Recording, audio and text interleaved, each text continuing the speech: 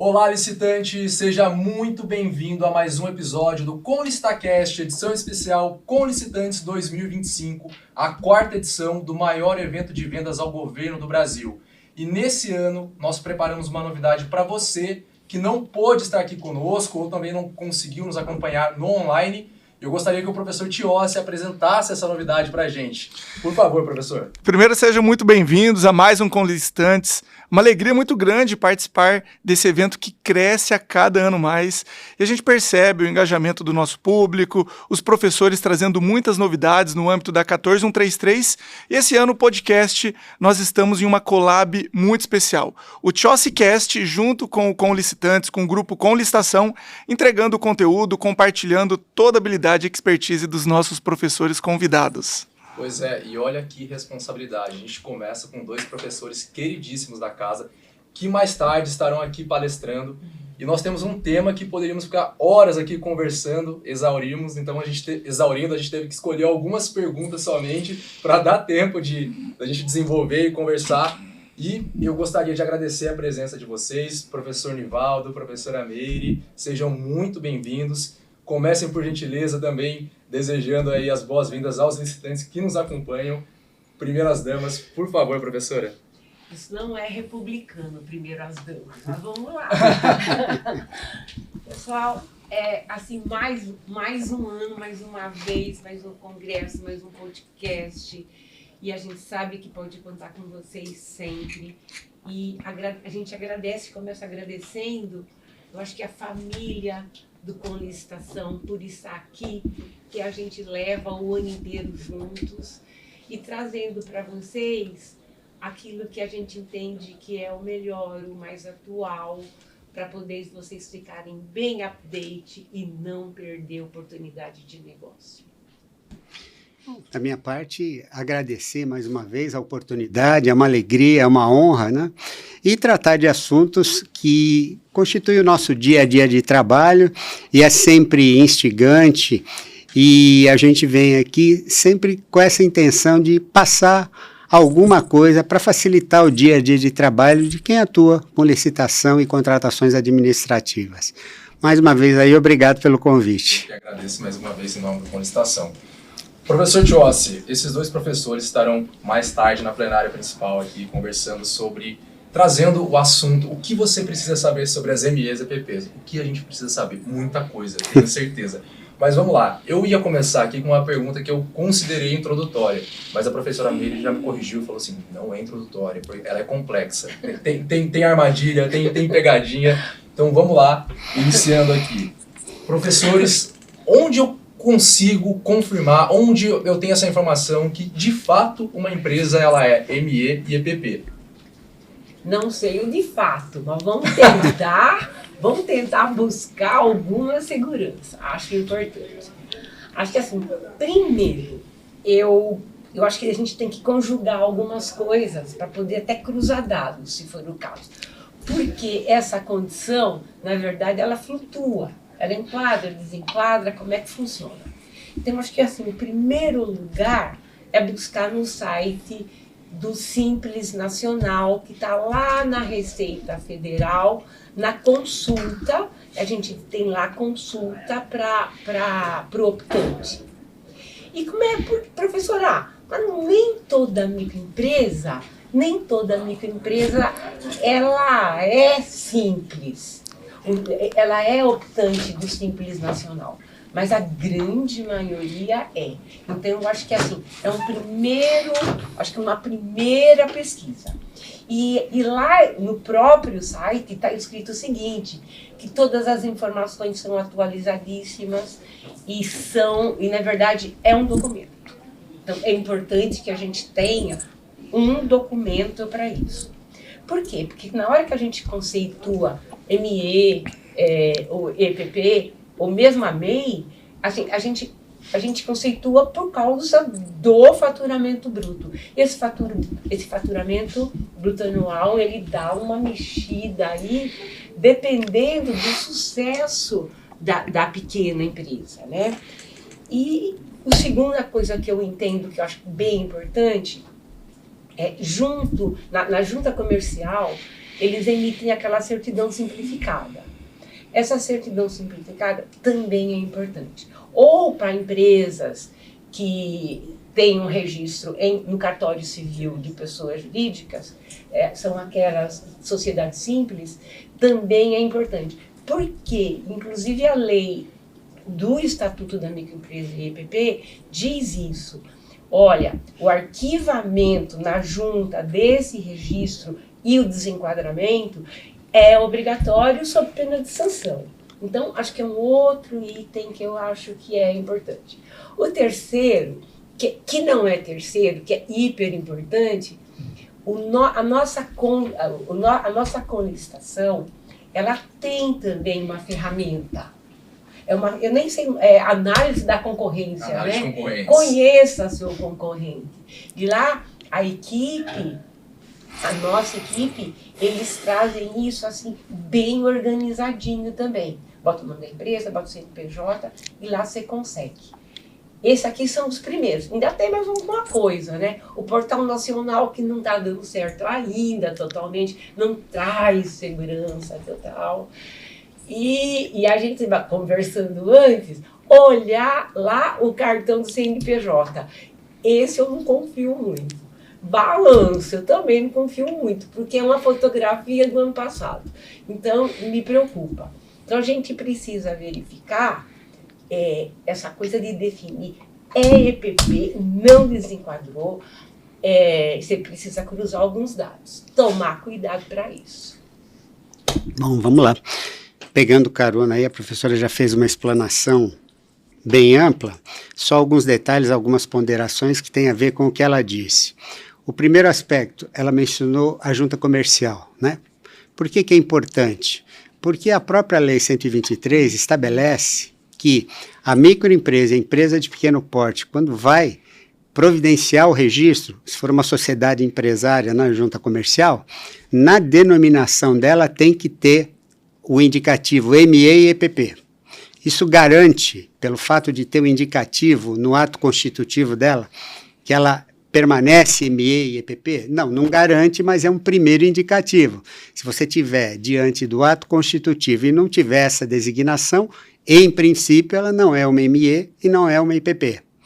O segundo aspecto, que a professora mencionou também, é importante. A gente não tem um órgão público de registro específico para fazer esse controle, né? A própria junta comercial, os próprios cartórios de registro de pessoa jurídica, eles aceitam a condição de ME e EPP mediante declaração da própria ME e da própria EPP. Eles não fazem a conferência. Se exige uma declaração sob as penas da lei, mas até prova em contrário, declarou, é ME e é EPP. O Portal Nacional de Compras Públicas, penso eu que no futuro, com o aperfeiçoamento dele, ele vai ser uma outra ferramenta de consulta, embora não completa. Por quê? Porque todos os contratos administrativos, por força da 14.133, obrigatoriamente, eles devem ser divulgados na sua íntegra no PNCP. E é óbvio que as empresas estarão identificadas pelo seu CNPJ. Quando os mecanismos de busca estiverem mais refinados, você vai poder levantar, por exemplo, né, quais os contratos que foram celebrados por aquela ME, por aquela EPP, quais os valores, e a partir de aí, em algumas situações, você poderá ter claramente a situação do desenquadramento, ou se não do desenquadramento, a que vai impedir, ela não perdeu a condição de ME e EPP, mas vai impedir que ela participe de licitações usufruindo os benefícios. Mas veja, o PNCP ele vai albergar apenas os contratos administrativos. Pode ser que a empresa tenha contratos aí com iniciativa privada que não vai aparecer lá. Então, resumidamente é isso. Um local específico a gente não tem. E o mecanismo que funciona é a análise do balanço, né? Análise do balanço, das demonstrações financeiras. Porque ali, se a empresa estiver regularizada e se tiver feito um balanço real, vai aparecer o rendimento bruto dela, que é o que determina o enquadramento dela ou não. Há outras regras, né? Como, por exemplo, dependendo do objeto, você não pode pleitear a condição de EPP, né? Por exemplo, na área de seguros, seja qual for o porte da empresa, a lei exclui a possibilidade. E há outras situações nesse sentido, por exemplo, empresas que têm um sócio que já participa de uma ME, de uma EPP, não pode ser sócio de outra ME, EPP, sob pena da empresa perder essa qualidade. Mas é um palheiro, né, em que você tem que buscar as agulhas dentro desse palheiro. Resumidamente, não há um lugar específico de consulta que te dê essa segurança, que é exatamente a pergunta que foi feita, né? Viu como uma pergunta difícil? Pois é. Eu havia considerado introdutória, mas a gente teve uma aula disso na primeira pergunta.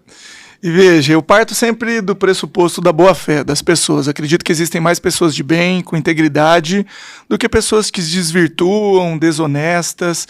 A gente tem que aproveitar esse momento, eventos dessa natureza, para descriminalizarmos as contratações públicas. Afinal, licitação é sinônimo de transformação. E um contrato administrativo ele tem uma função social muito importante, ele gera emprego, ele movimenta a economia, ele gera renda.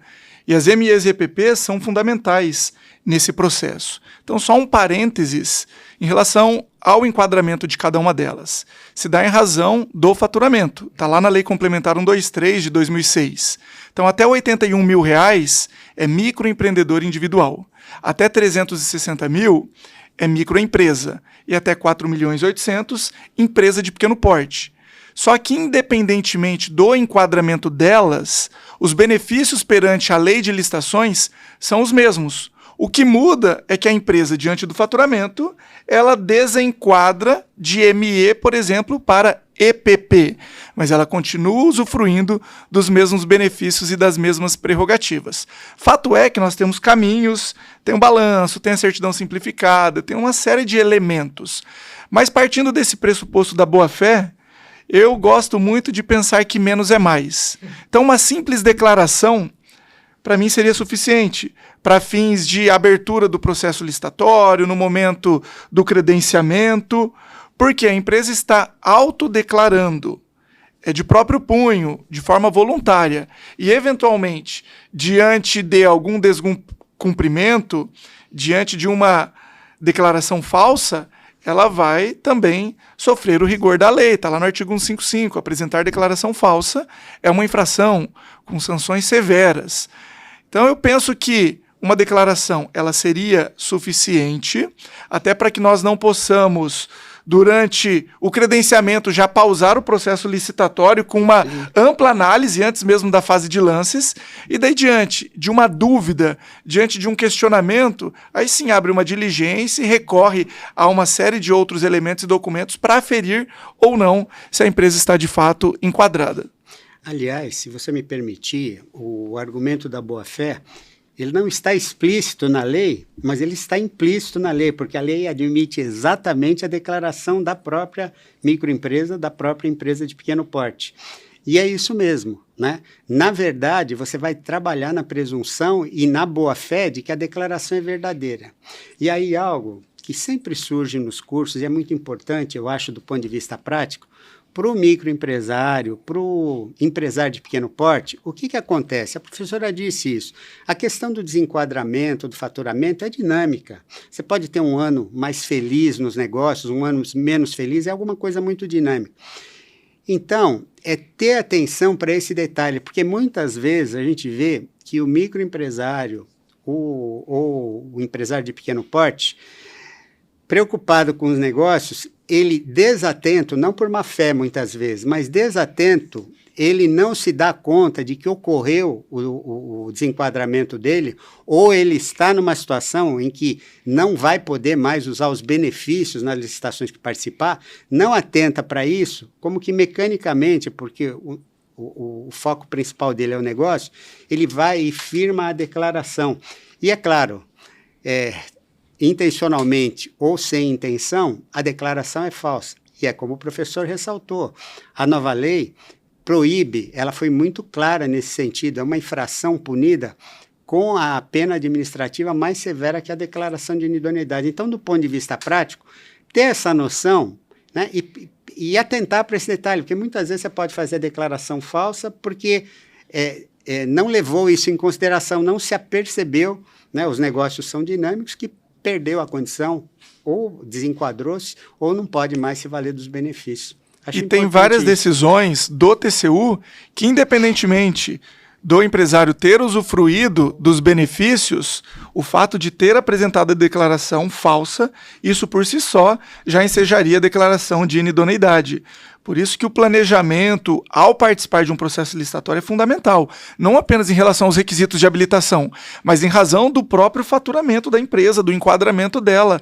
Até porque existem aqueles benefícios da regularidade fiscal tardia, do empate ficto, mas existem muitas licitações exclusivas para MEPP, as cotas, a subcontratação, que é um outro tema que nós abordaremos aqui, e que isso impacta na competitividade, na participação de licitantes. Sim. Por isso que o que o professor trouxe é fundamental, esse zelo por parte do licitante, para que eventualmente não seja surpreendido. Não pela má-fé, porque eu também acredito que não é má-fé. Eu vejo que talvez é desconhecimento das possibilidades legais e do seu próprio enquadramento ou do seu desenquadramento. Por isso que é fundamental ter um contato bem próximo, bem íntimo com o contador, para que tenha esse monitoramento em relação ao enquadramento da empresa. E nessa linha, professor, que você trouxe, você deu a palavra-chave, né, que é o planejamento, tá? É importante isso, porque às vezes a empresa, por exemplo, quem cuida da licitação na prática, quem vai entrar no sistema, vai fazer as declarações, vai participar daquela modalidade licitatória, não tem essa informação, né? Então tem que ter o planejamento e ter isso muito atento, porque você não agiu com má fé, mas a tua responsabilização virá. Independente disso, né? Independente disso. Então eu vou ilustrar, então. Recentemente, o Tribunal de Contas da União, ele emitiu um acórdão, fez publicar um acórdão, é o 2196. É bem recente. Numa licitação de medicamentos, uma representante tupiniquim, aqui no Brasil, representava uma empresa de fora, com sede no exterior. E essa condição é uma condição de vedação. E a representante, isso precisa tomar muito cuidado. E as pessoas muitas vezes não, a grande maioria não sabe. E ela representou, então, uma empresa estrangeira e ela, na verdade, se beneficiou da lei, dos benefícios que vem da Lei 123, foi declarada inidônea imediatamente, e ela, na verdade, ela ficou pasma, porque eu sou microempresa, estou vendendo, mas estou representando alguém do exterior. E essa condição é uma condição de atividade vedada. Representar alguém, eu não sei se eu lembro, mas acho que é artigo 3º, parágrafo 4º, lá da Lei 123. Então, é bastante frágil. Às vezes você escorrega e não sabe nem que escorregou. E a penalidade, quer dizer, é fraude, né?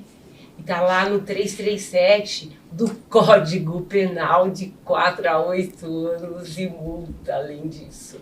Porque é fraude, você declarou alguma coisa que não era de verdade, né? Era de mentira. Só para informar, para a gente continuar, eu levantei um dado que eu fiquei, assim, pasma também. Existe no Brasil hoje empresas ativas 24.214.000. 93,8% é empresa pequena. E elas participam em 30% do PIB. Eu fiquei assim, é muita coisa. Então, acho que a gente tem que respeitar aí essa condição.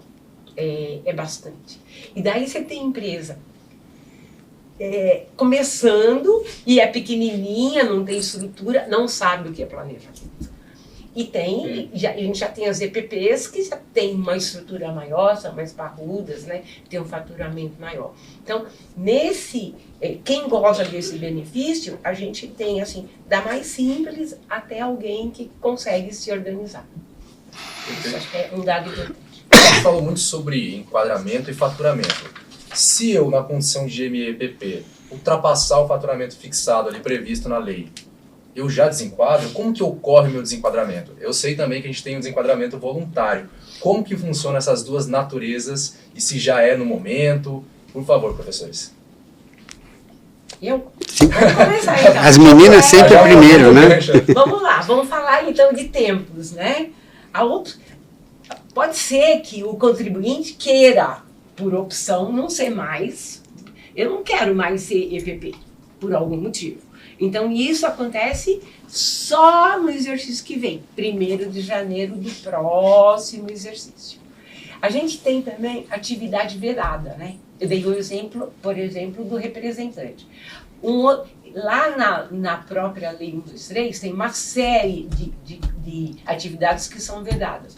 Por exemplo, o professor Nivaldo já disse, ela conseguiu, durante o ano, ela ficou sócia de uma outra pessoa jurídica. É uma condição vedada. Existem, por exemplo, eu estou fazendo atividade agora ligada à instituição financeira, atividade vedada. Tem uma lista lá que a gente tem na Lei 123. E nessas atividades vedadas, você desenquadra dia 1º do mês que entra. É assim, ó, daqui uma semana. É pertinho. E com relação a valores, vamos lá. Eu posso faturar até 4.800.000, continuo no benefício. Mas se eu faturar 4.800.000 até 959 mil, porque o limite dos 20% dá 960, então isso quer dizer 5.760.000, um pouco, e um centavo a menos, eu vou desenquadrar só o ano que vem, que é 1º de janeiro. Mas se eu faturar mais que esses 5.760.000, daí é a semana que vem, é dia 1º do mês que entra. Então tem que tomar cuidado, eu posso ter uma licitação em andamento. Eu declarei que eu era e de repente a licitação está demorando e eu não sou. E aí? Tem que tomar muito cuidado. A grande verdade é que nós não temos mais espaço para amadorismo. Participar de licitação demanda planejamento, demanda habilidades, não apenas conhecendo a legislação, mas principalmente conhecendo o mercado, os concorrentes e a própria empresa. Essas questões de faturamento impactam diretamente no enquadramento ou desenquadramento de cada uma das empresas. Sim. E se o fornecedor, se o licitante não se atenta a esses detalhes, ele corre o risco de sofrer a declaração de inidoneidade. E tem mais um detalhe que está agora no artigo 4º da 14133. Traz lá de forma expressa que a Lei Complementar 123 se aplica no âmbito da nova lei de licitações. Eu insisto em chamá-la de nova lei de licitações porque eu vejo que ela é subutilizada, tem muito dispositivo que ainda está adormecido, então eu acredito que ela será nova lei de licitações por muito tempo ainda, mas ali ele traz essas questões também de impedimentos para usufruir dos benefícios, que Sim. É um ponto importante para a gente abordar aqui. É isso que eu tinha pensado exatamente nisso, né? Com o advento da nova lei, justamente por causa do artigo 4º, além do desenquadramento, há situações previstas no artigo 4º em que não há o desenquadramento, você permanece MEPP, mas você perde o direito de licitar com os benefícios, né? Então, a gente precisa fazer essa distinção, mas o efeito acaba sendo o mesmo. Então, você não desenquadrou, mas você perde o direito aos benefícios. Basicamente, são duas situações. Se for uma licitação de valor estimado superior a R$4.800.000, a MEPP participa, mas participa sem os benefícios, participa em igualdade de condições com empresas que têm com sociedades que têm outro porte. E a segunda situação, que é polêmica, mas está na lei, e se está na lei, a jurisprudência vai tentar dirimir essas polêmicas ou amenizar essas polêmicas, mas está na lei, é o fato de a microempresa, empresa de pequeno porte, no exercício da licitação, no momento da participação nessa licitação, naquele exercício ela já ter celebrados contratos administrativos que no seu somatório ultrapasse os 4.800.000 reais. Insisto, nessas duas situações, e o professor bem colocou isso, não há o desenquadramento, mas há o impedimento de participar usufruindo dos benefícios. Por exemplo, ele é uma microempresa, tem um faturamento de R$200 mil. Eventualmente ele vai lá, participa de um processo licitatório, assina um contrato de R$1 milhão. Ele não desenquadrou, porque ele não teve a receita, ele apenas celebrou aquele contrato. Ele participa de mais 4 licitações e vence cada uma delas, totalizando R$1 milhão. Ou seja, dá 5 milhões de contratos assinados. Com o somatório de contratos assinados naquele exercício, 1º de janeiro a 31 de dezembro, ele está impedido, com base no artigo 4º, parágrafo 2º, de usufruir dos benefícios das MEs e EPPs. Ele não desenquadrou, mas o volume de contratos assinados com a administração pública extrapola o limite de EPP, que é 4.800.000. Ou seja, ele pode participar desde que não usufrua as prerrogativas de MEs e EPPs. Se eventualmente uma licitação exclusiva para ME e EPP, daí sim ele estaria impedido de participar. Sim. Até R$80 mil, por exemplo. Ah, mas eu ainda não desenquadrei. Tudo bem, mas você já possui contratos no exercício cujo somatório extrapola 4.800.000. Por isso que é um tema polêmico. Uma pergunta, então. Desculpa te interromper, mas aproveitando o gancho. Nessa situação, eu posso continuar declarando que eu sou uma ME e EPP? No caso, ele é uma MEPP, mas ele não vai apresentar a declaração porque ele estaria impedido por força legal de participar do processo licitatório. A grande pergunta é, uma declaração dessa não seria uma declaração falsa? Interessante essa pergunta, porque ele é uma ME, ele é uma EPP, porque ele não desenquadrou nos termos da lei. Porém, existe um impedimento, e é necessária essa análise sistêmica, combinando a Lei Complementar 123 com a 14133, que ele teria um impeditivo de participar do processo licitatório. Tanto é que a lei exige que seja apresentada uma declaração do licitante falando sobre esse somatório de contratos assinados. Então, se ele apresenta uma declaração cujo volume de contratos assinados extrapola os 4.800.000, em tese ele já estaria fora daquele processo licitatório, mas ele continua sendo uma MEPP. Por isso que vai muito do agente de contratação, do pregoeiro também conhecer a legislação, porque a empresa é MEPP, mas a declaração, o volume de contratos extrapolou. Ou seja, meu amigo, você está fora desse certame, você não pode participar, a sua proposta não será aberta. Mas daí vai muito de uma análise se realmente como se daria o enquadramento diante de uma eventual infração. É um ponto interessante que eu não havia parado para pensar a respeito. Interessantíssimo. Eu diria o seguinte, outra vez abordagem bem do ponto de vista prático e objetivo. O que a ME e EPP faz num caso desse? Primeiro, ela precisa atentar para a regra do edital e, eventualmente, do regulamento que está por trás daquele edital, do ente, né, que está licitando e que está por trás do edital. Porque pode ser que o edital exija que ela declare apenas se ela é ME ou EPP. Se for isso, veja, a gente acabou de mencionar aqui, você não se desenquadrou, mas qual é o efeito? Você não pode usufruir os benefícios. Então, se a declaração for genérica e você já ultrapassou nas contratações os 4.800.000, você tem que ressalvar isso para ele saber que você tem ciência disso e que você não pode ter os benefícios, para que não alegue que você fez uma declaração falsa. O bom edital vai fazer essa diferenciação. Você vai declarar se você é MEPP ou não e vai fazer a distinção. Pode ser uma outra declaração. Em sendo, se você declarou que em sendo, você teve os contratos assinados até esse momento que ultrapassam os 4.800.000, então precisa estar muito atento ao edital e ao caso concreto, eu penso. Se o edital não deixa claro, eu posso pedir esclarecimento, eu posso impugnar? Na minha opinião, você deve. Não pode. Justamente para evitar problemas. Mas presta atenção que esses contratos que devem ultrapassar os 4.800 são contratos de direito administrativo. São aqueles contratos que estão no Portal Nacional de Contratações Públicas. E ele não está levando em conta contratos privados. Então, pode ser mesmo que ela esteja ali na corda bamba. E, lógico, e a definição de microempresa e EPP, ele leva em conta o Faturamento. Né?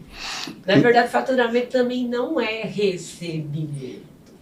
Então, aí acho que tem muita coisa para ser explorada. Tem que perguntar sim, é que muitas vezes a gente não tem nem dúvida.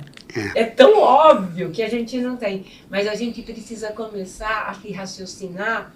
Por exemplo, esse podcast pode estar levantando dúvidas para vocês e a partir de agora vocês vão prestar atenção nesses pontos que a gente está levantando. Acho que é bem útil, pensa nisso, porque é que, na verdade, a consequência é muito grande, é muito forte, né?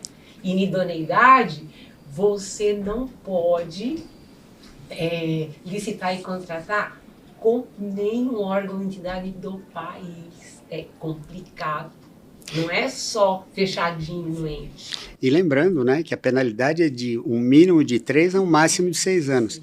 Se é uma microempresa, empresa de pequeno porte, que atua exclusivamente ou prioritariamente no mercado público, com certeza isso pode redundar na quebra dela. Né? Porque é um período longo. E mesmo o benefício da reabilitação, para você obter o benefício da reabilitação, você tem que cumprir o tempo mínimo, que são 3 anos. Então, pode significar a quebra da empresa.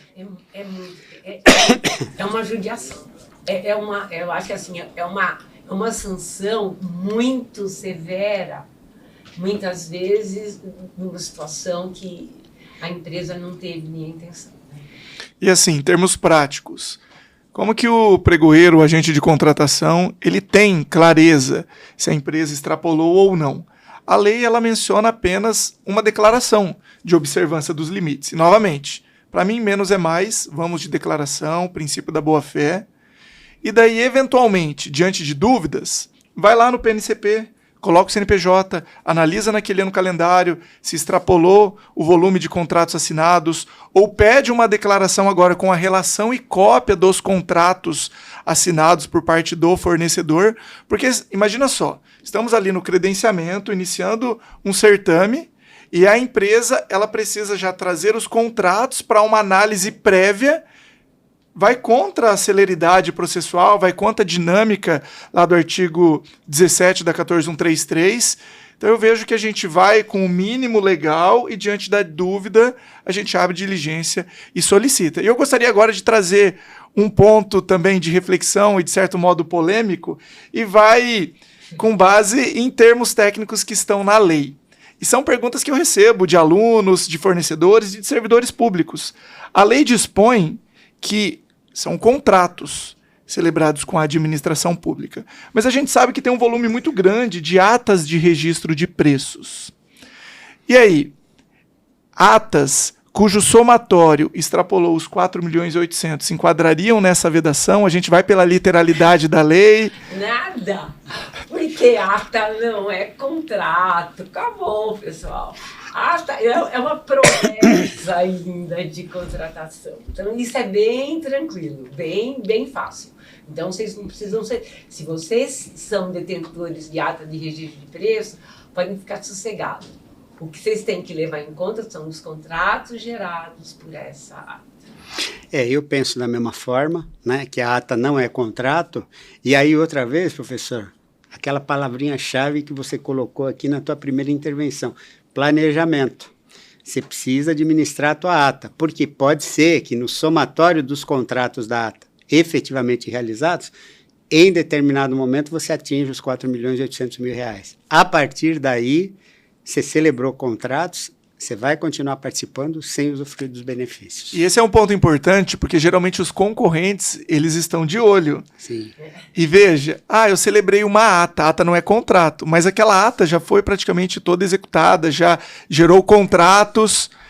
Então é um ponto de atenção, porque a princípio a ata, de fato, ela não entra nesse limite. Mas os contratos oriundos da ata... Sem dúvida. Aí sim. Não, excelente. Bom, a gente conseguiu exaurir, explorar bastante o tema. Inclusive, daqui a pouco o professor Tiossi vai estar lá na plenária ministrando sua palestra. Então, vou liberá-los. Mas antes, a gente falou muito sobre planejamento, ventilamos aqui várias dicas para os licitantes, mas para quem está assistindo, para facilitar ali na organização das ideias, professores, por favor, deixem uma dica a respeito do planejamento. Nós já falamos da importância, várias dicas aqui, mas só para rememorar e frisar, ficar ali na cabeça do pessoal. Por favor. Posso? Por favor. Tá. Eu acho que a minha dica de hoje é o seguinte. Você é microempresa hoje. Não, você é uma EPP. Está beirando o perigo lá no 4.8. E você tem assinado contratos, claro. Durante a execução do contrato, você desenquadra. E aí?